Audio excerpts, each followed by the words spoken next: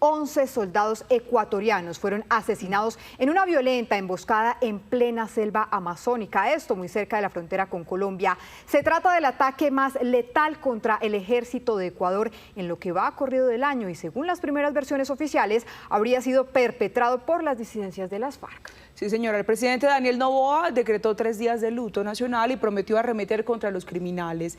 ¿Quiénes eran los soldados? ¿Cómo ocurrió la emboscada? ¿Y por qué Ecuador está enfrentando niveles tan altos de violencia en sus fronteras? En el siguiente informe les contamos.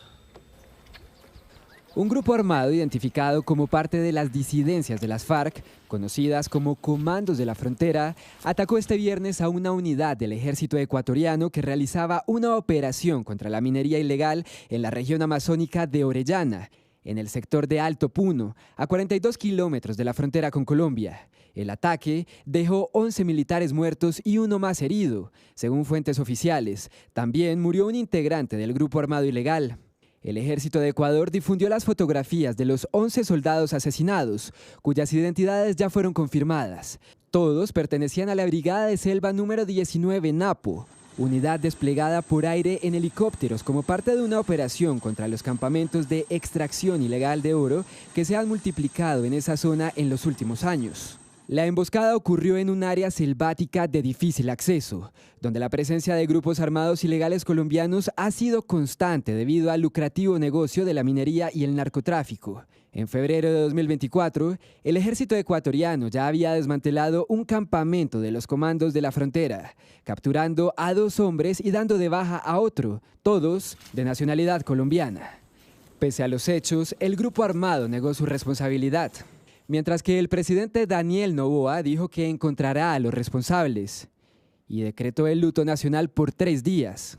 El presidente de la República, Daniel Noboa Asín, ha dispuesto duelo nacional los días 10, 11 y 12 de mayo de 2025 en honor a estos soldados que ofrendaron su vida en defensa del bienestar y la seguridad del país. Asimismo, el jefe de Estado ha declarado héroes nacionales a estos miembros de las fuerzas del orden. A sus familias, amigos y compañeros, les reiteramos que su dolor es nuestro y que este crimen no quedará impune. La presidencia de la República también los declaró héroes nacionales, reconociendo su sacrificio en defensa del país. Ecuador atraviesa una de las peores crisis de seguridad de su historia reciente. En enero de 2024, el presidente Daniel Noboa declaró el conflicto armado interno, una medida con la que el Estado busca enfrentar a las más de 20 bandas criminales que operan en el país, muchas de ellas vinculadas al narcotráfico y al crimen organizado transnacional. Los comandos de frontera pertenecientes a las disidencias se han expandido de forma transnacional. Desde 2017 controlan el corredor del narcotráfico en el sur del país, esto en la frontera con Ecuador. Además, la minería ilegal ha sido clave para su financiación y el fortalecimiento de su estructura armada. Estas imágenes obtenidas por la inteligencia militar ecuatoriana muestran la evacuación de 3 uniformados heridos en Alto Punino, en Ecuador.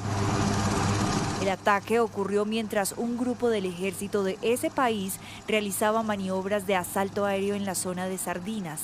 La tropa fue sorprendida con armas de fuego y explosivos. En lo más profundo de la selva, a 42 kilómetros de la frontera con Colombia, fue localizada una zona de minería ilegal. Esa era la misión de las tropas ecuatorianas, neutralizar la actividad criminal. Se vuelve una agresión internacionalizada porque es personas de un país atacando tropas dentro de otro país. Eso tiene una connotación en derecho internacional. Este es el mapa del crimen organizado en Colombia. En el sur del país, los comandos de frontera de las disidencias de las FARC tienen el control con cerca de 1.758 hombres.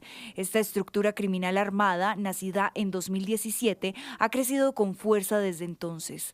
Bajo el mando de alias Araña, el tráfico de cocaína por los departamentos de Putumayo, Nariño, Caquetá y Cauca, con destino a Ecuador y Brasil, se convirtió en su principal negocio. Él queda como el jefe y es allí donde con Walter Mendoza hacen unas negociaciones autorizadas por el gobierno nacional en el Putumayo para tratar de incluir a esta estructura. Y es donde pasan de dejar de llamarse Comandos de Frontera nomás a Ejército Bolivariano, una cobija que tiene la gente de Walter Mendoza, la gente de Araña, pero también tiene unas estructuras en Nariño. Este grupo también ha buscado el control de la minería ilegal en las provincias ecuatorianas de Orellana y Sucumbíos. Y lo preocupante es que la ofensiva de las fuerzas militares del vecino país no ha sido lo suficientemente contundente, lo que está permitiendo la expansión del grupo criminal.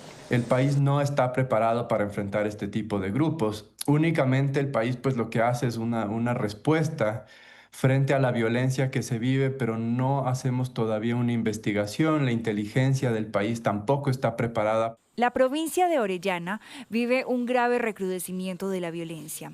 La presencia de los comandos de frontera ha agravado la situación, haciendo que el conflicto se intensifique con el paso de los meses. En el año anterior, por ejemplo, la provincia de Orellana sea la que más creció porcentualmente en términos de homicidios, duplicó el número de homicidios de 50 a 110, dio cuenta precisamente este interés por controlar el territorio. Lo que mantiene en máxima alerta a las autoridades es que estas represalias no son nuevas. El secuestro y asesinato de 3 periodistas del diario El Comercio hace 7 años por parte de alias Guacho marcó un precedente brutal en la historia de una violencia indiscriminada que ha afectado tanto a la población civil como a la fuerza pública.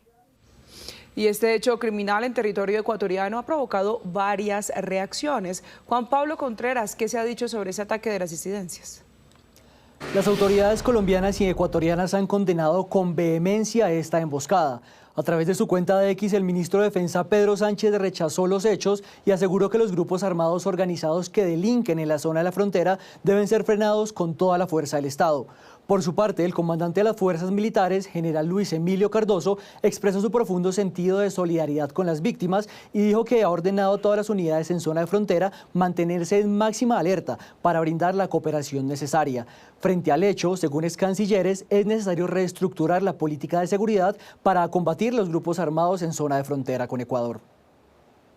Todos sabemos que Colombia y Ecuador son vasos comunicantes, especialmente en el sector de la frontera. En todos los sectores de la frontera entre Colombia y Ecuador ha habido dificultades y problemas y tenemos la experiencia de que los grupos armados colombianos se pasan para el Ecuador después de hacer sus actividades en territorio colombiano y viceversa. Solamente eso es posible combatirlo con una decisión irrevocable y permanente de coordinación entre los dos países.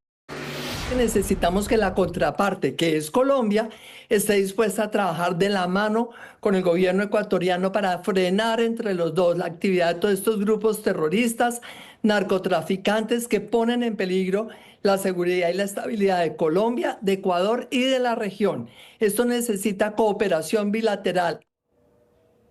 Este ataque pondría en vilo el futuro de la mesa de negociaciones que el gobierno adelanta con la Coordinadora Nacional Ejército Bolivariano, la disidencia a la que pertenecen los comandos de la frontera.